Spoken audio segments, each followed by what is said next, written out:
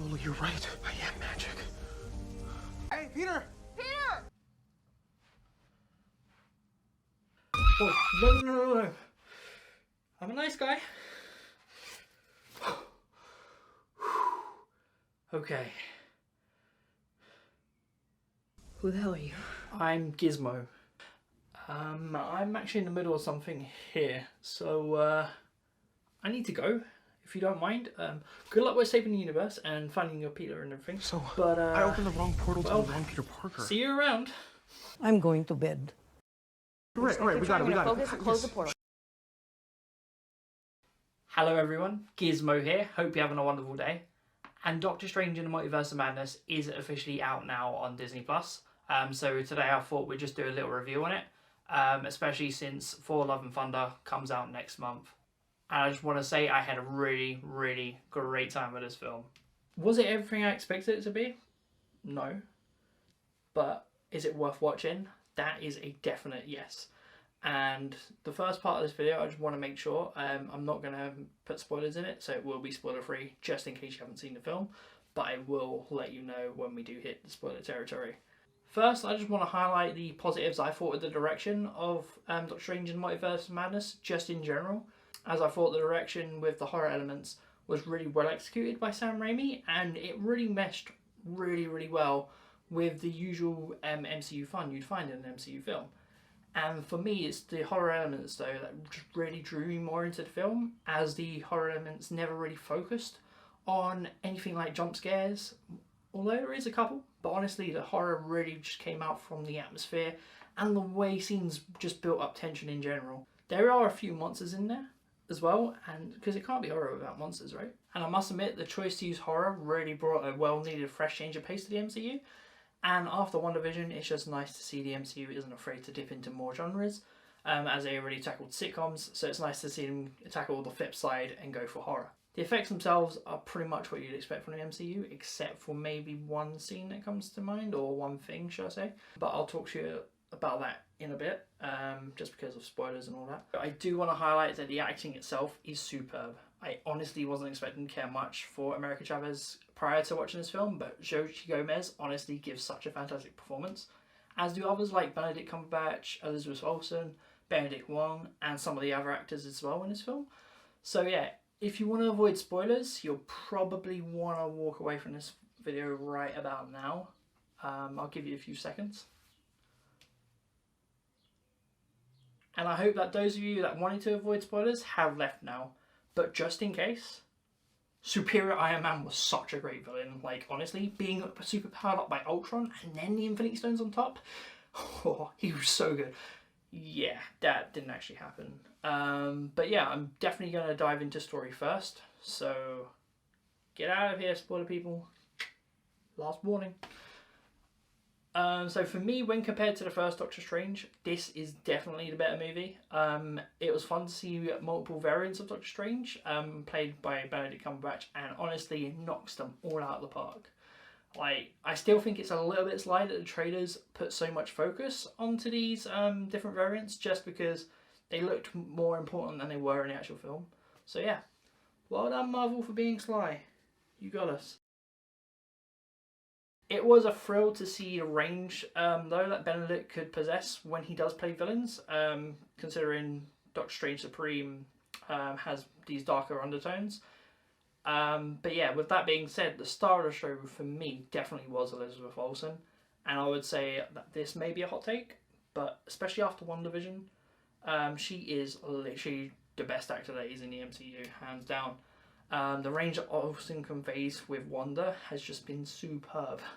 Plus, I must say that I am an absolute fan of the direction that this film took Elizabeth Olsen's Scarlet Witch, because, and I know it's controversial, that a film, you know, called Doctor Strange would focus so much on another character, but come on, honestly, for the horror elements to work, you do need a really good villain.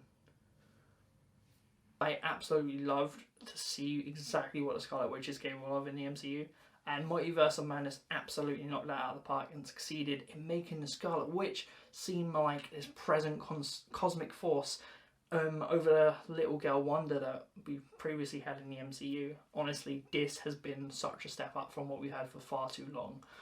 Plus, to see Doctor Strange actually fear a character really got to sell just how powerful the Scarlet Witch has become for me, especially when you consider how much of a short time it's been since she actually first came in touch with that Darkhold.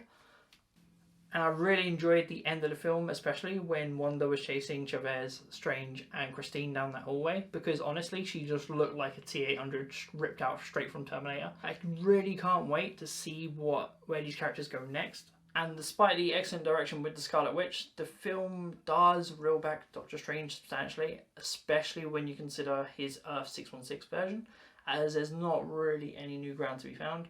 Yes, he still loves Christine, but now in every universe. And one thing that has changed about him though, perhaps his outing with Spider-Man actually got to him, but Strange really has just found it in his heart to just care for others. And I found his newfound friendship with America Chavez to be great, and the dynamic between Cumberbatch and Gomez throughout the film just really felt amazing, and honestly probably why I enjoyed her debut in the MCU as much as I did. But for most of the film, Doctor Strange is basically a babysitter for Chavez as they go from one universe to the next in an insane speed before settling on the 838's universe. So yeah, if I have one gripe with this film, it's that there's really just not enough multiverse to be explored. Like, you called it Multiverse of Madness. But yeah, Spider-Man just felt more like a multiverse movie in general, and that didn't even have multiverse in the title. Like, so more multiverse in the future, please. Maybe we're just spoiled. Or maybe Marvel is just testing us and we will actually get more multiverses in the future. Now don't get me wrong, I am happy with what we got. And even to the point where my favourite scene was just seeing the 838 Illuminati go against the Scarlet Witch, and purely out of their own arrogance, they get absolutely demolished.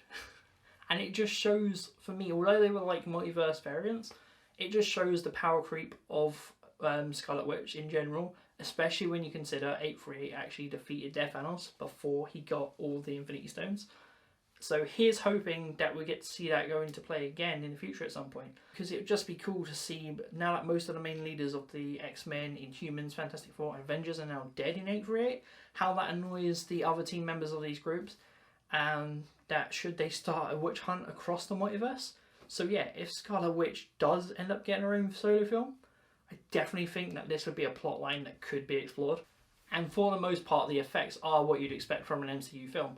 But there is just one note for me, and that's just what was going on with Stephen Strange's third eye. You know, I bet it's hard to put CG onto an actual face, but it just looked so strange. It literally looked like one of Benedict's eyes was cropped out and just plastered to his head. And honestly, I wouldn't have minded if they would have gone like a more demonic eye kind of route, or even like used the Eye of Agamotto, but I'd stick with the demonic eye just because it would show like there's some corruption from the Darkhold there, because that is where the eye kind of comes from, I think. But that is literally my only little nitpick in what I felt was just a beautifully crafted horror film for the MCU. And the music composed by Danny Elfman was just amazing. And I'm not much of a music buff myself, but when you can fully embrace the campiness of comics and it still comes across as a generally crafted, great fight scene, as both versions of Doctor Strange just end up fighting each other with literally music notes towards the end of the film. It felt like Doctor Strange became Fantasia for a hot minute, and I have to give Benedict Cumberbatch some credit, because not only can he pull off a fight with himself, but he can pull off a fight that is basically two men just throwing music notes at each other, look grounded and like a serious magic duel. And overall, I felt Doctor Strange in the Multiverse of Madness is just a great film with a perfect mesh of horror and MCU action. And it really just gave a lot more depth on the Scarlet Witch, seeing even Wanda from 838 just try to console the Scarlet Witch. Like, that was like such a pivotal, touching moment of the film, and it was absolutely amazing. And it truly was a magical experience. Again, there should have been a bit more multiverse in my honest opinion. But that being said, what we did receive more than makes up for it. I mean, here's hoping Krasinski comes back as Reed Richards for the 616 universe for the Fantastic Four. But yeah, I'll also leave you with something that I noticed after watching the film, and that is that Multiverse of Madness just has these strong parallels to Moana.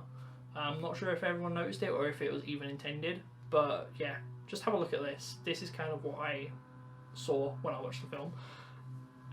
And I'm not just talking about the first monster either. Wanda becomes Scarlet Witch because her heart is stolen, you know, similar to how Te Fiti went rogue in Moana.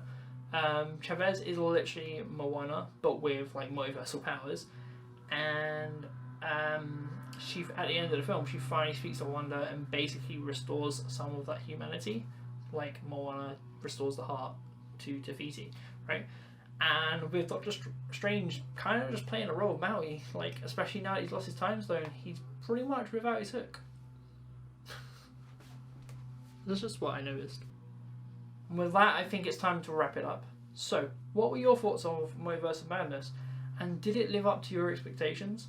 I would love to hear what you think down in the comment sections below. And I hope you had a wonderful day. And yes, I'm dressed as Spider-Man today. I thought, hey, I'd do a little skit at the beginning of the film. And, you know, if I'm going to do that, you may as well fully commit, right? So yeah. Hope you've had a wonderful day. I'll see you around.